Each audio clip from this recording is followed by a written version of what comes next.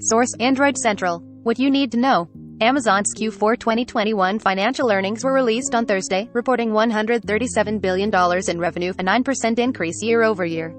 It is also a notable increase over the previous quarter's $110 billion, likely due to holiday shopping, particularly over the Black Friday and Cyber Monday weekend.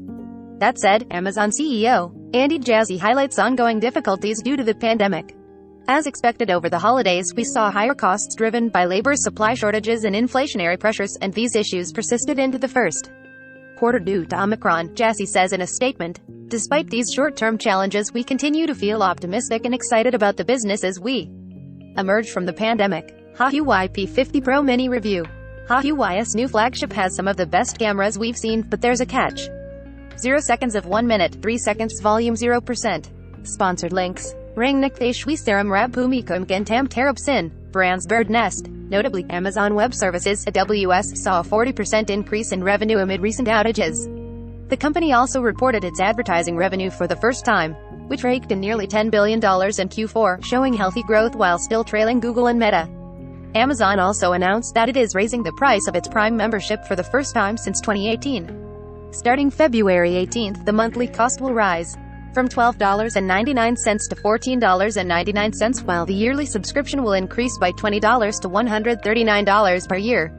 Current subscribers will see the rise in price on March 25th on the date of the next renewal. Amazon says this results from higher wages, transportation costs, and expanded Prime benefits, particularly as the company gears up for its long-awaited Lord of the Rings of Power series to begin streaming this September.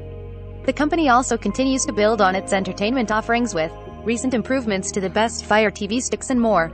That said, the price increase will only affect subscribers in the U.S., as Amazon CFO Brian Olsavsky notes that the company evaluates countries differently. We look at the relative price of the customer versus our cost to supply that and usage and the value that we're creating for customers, Olsavsky said. During the earnings call, we felt, especially after not raising the price in the United States since 2018, that the time was right to raise it, and we think it's a much more valuable program today than it was 2020, let alone 2018. So other countries will continue to evaluate every year. Have you listened to this week's Android Central podcast? Every week, the Android Central podcast brings you the latest tech news, analysis, and hot takes with familiar co-hosts and special guests. We may earn a commission for purchases using our links. Learn more. Going up, Apple has a nearly unassailable lead over Samsung in the premium segment. Apple ended Q4 2021 as the top handset manufacturer in the world, and it doesn't look like it will take its foot off the gas this year. Our DNA baked in. Now is the time for Samsung to use the Exynos chipset in all its phones. Samsung inked a partnership with AMD for a reason. Now it's time to deliver on that promise and start giving customers more. I am confused. The new Moto G Stylus 2022 is here, and it sounds like a mixed bag.